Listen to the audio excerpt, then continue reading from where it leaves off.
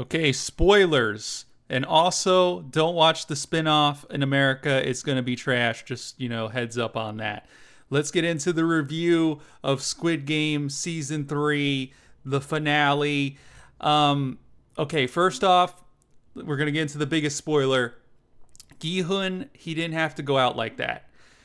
Yes, the message, I understand the message of he had to, show that he was different than In-ho, but we already knew that from this scene right here, which honestly conveyed it way better, where we get to see the flashback of In-ho, which we should have seen way more of that this season. We needed way more backstory on him, the VIPs, how this organization works, and other than just, hey, they're just evil rich guys. Like, we really needed to know all the stuff that was teased in season 1 and season 2, but unfortunately we didn't get that. But the scene was brilliant because we get to see the old man, we get to see In-ho, a younger version of him, 132, even though he looks basically the same. I think it was like 5 or something years ago.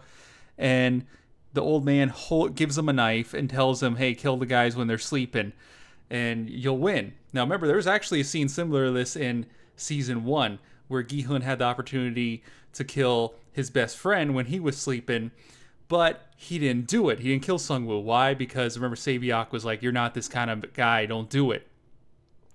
Well, he gets an opportunity again because basically In-ho hands him the knife and tells him, like, go, take out the trash. And then we see the flashback.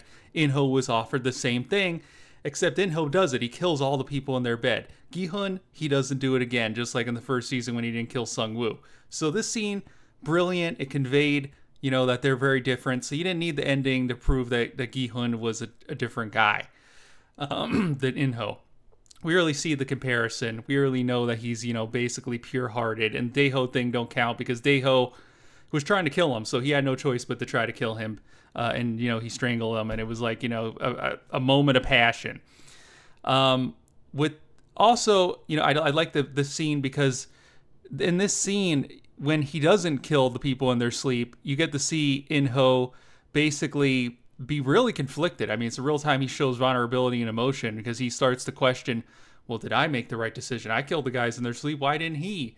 And he starts to, question his philosophy, which I wish we got to see more of that too. Like we got to see some of it in season 2 in season 1 with the old man of, you got Gi-hun who believes in people, and then the Squid Game organizers, not just In-ho, but the old man, the recruiter, who are basically nihilists. I wish we got to see more of that kind of, battle of ideology, but unfortunately we just don't get that. And again, with the VIPs, they're just complete clowns. And he makes a statement here too when they have their confrontation in the previous episode. He basically says, hey, if you kill me, people can replace me. And it's like, I don't know, man, because we get to see the guy who's under him, the masked man. He gets taken out by our North Korean babe pretty easily, okay? Kang In-il, she takes him out.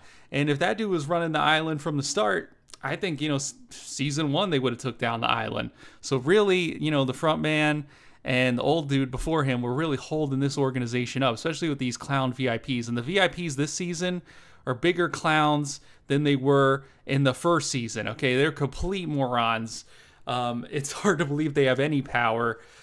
I mean, obviously, they're very rich. And that's another thing. The power seems inconsistent with this organization. This is why we needed more answers. Like, at the end, the Coast Guard comes, Jin-ho, which finally, he's able to do something after all these episodes, which is just call the Coast Guard and take out a couple guards. And the Coast Guard shows up, and they have to blow up the island and leave, which goes to show that maybe they have limited power, because if they had the real, like, ultimate power of like, over the Korean government, the front man could just call, like, the president or National Assembly and be like, hey, our games are going on. Tell those Coast Guard ships to turn around.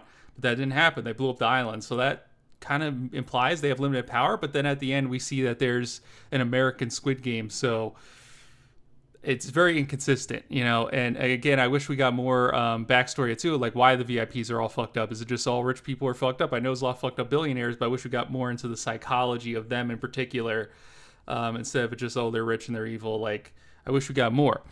Also this season, I gotta say, okay, the CGI was horrible. I mean, look at this. Chop and Grand Theft Auto 5 looks better than this. Okay, this is a disaster. What kind of animation is this? What is this? Okay, the baby is like basically the new main character. Okay, the baby's more important than Gi-hun. The baby is the winner. And look at the CG. Okay, the CG is horrible. I know maybe you don't want to use a real baby because this is a real fucked up show, but at least do better CG. I mean, Revenge of the Sith 2005 had better CG than this. This is horrible. Okay, get on it, people. I don't know what, Netflix, they're making all this money, all these subscriptions, like $18 now for ad-free viewing, and they can't get a better CG baby. Come on, what's going on here? Also, another thing I want to say, besides, the cringe VIPs and everything, and we'll just go over some of the stuff here in episode 3. Besides, and the grandma. Oh yeah, the grandma, the mom, and the son died. I got that correct. Very unfortunate, but it kind of was just a rehash of the husband and the wife from season 1, where remember, one of them hangs themselves in season 1. That we're basically rehashing that. So it didn't really feel new. But it did feel a little still shocking because she was more of a beloved character. She was a great actress, I will say that. She was a great actress. The son did a pretty good job too. And her stabbing him, that was pretty shocking. 222, I figured she, I wasn't quite sure she was going to go out like them. But it was cool. At least her baby got to keep her number and won. And I kind of wish that she did try to do, cross with the jump rope thing, because that was like the easiest and dumbest game. And her man was willing to carry her, even though he was a scumbag in the end. But it would have been like, she should have at least tried for the baby. I feel like, she got a little too emotional there and just completely gave up on her life. She needed to try. But yeah, I mean, I think she was okay. She was a decent character overall. And then you had character 120, who was killed. I honestly, I feel like that character got nerfed. If you remember, character 120 was soloing the island pretty much the last season. Then this season, she gets taken out by 333. Like, what?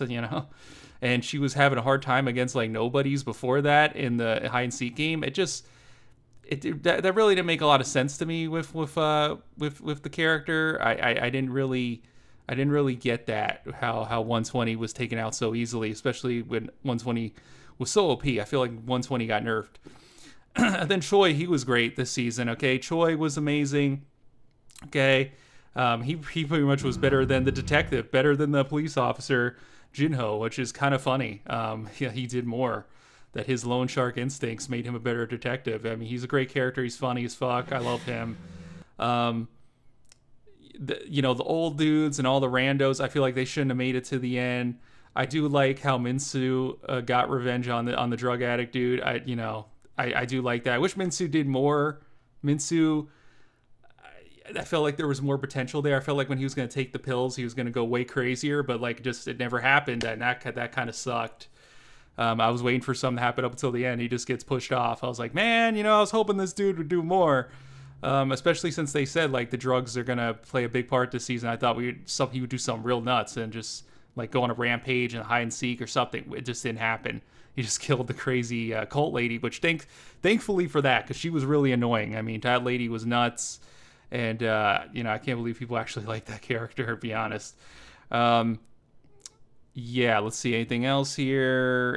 Yeah, the VIPs again. The VIPs just complete morons. And whatever happened to the VIPs in the previous season, I know it's like some with the actors, the issues, maybe they want a higher pay. They people complain about their acting, so let's bring in actors who are even worse at acting.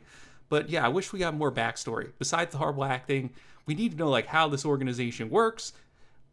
Like who's the most powerful VIP? Are they all equal in power? What is the extent of their power over world governments? Why do they do what they do besides them just being evil and rich? Like what? I wish we got more than that instead of just rehashing a lot of the games and the same stuff from season 1. So that's honestly like overall, I'd say the season was really mid. I've seen worse. Obviously, Game of Thrones was worse.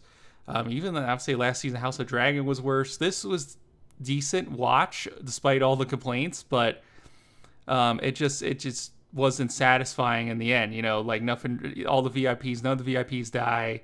Um, the island gets destroyed, but like other than that, you know, really not much happens to the bad guys. I mean, I know you know it's going to be a dark ending, but I expected I didn't think we'd be left in the dark. You know, I thought maybe you know at least one of the VIPs would get exposed or taken down. We learn more about this organization than we did in season one, but I guess not, and that kind of sucked.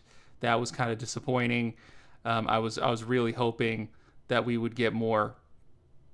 So let's see what else. The hide and seek game. I mean, in terms of the games, I think the hide and seek game was probably the best and the most brutal, but it did feel kind of like it was just brutal for the sake of being brutal. I would say the games in season one were definitely far superior, especially compared to the jump rope game. But overall, I'd say like the games weren't that bad. They were decent. I just wish that we focused more on I wish we focused more on the story this season about like the VIPs and the island and how and them trying to take down the island. Not necessarily going to be successful. You can still have where the bad guys win, but that, you know, we learn more about the island, how this organization works. That's honestly my main criticism, and we needed way more backstory with In-ho, the front man. And instead of doing a crappy American spinoff, give us a spinoff of In-ho. Give us you know, tell us what the hell happened with this dude. Besides, I mean, we really know the story with his wife and why he entered the game, but I wish, you know, give us like a whole game while that guy is still not too old. Maybe CG and make him a little bit younger, like Anakin Skywalker in the Obi-Wan show. Well, actually they didn't, but they were supposed to in that show. And, you know, do something like that. Make him younger, and that honestly, I'd rather watch that than a crappy American spinoff, which is just going to be another Netflix, you know, slop.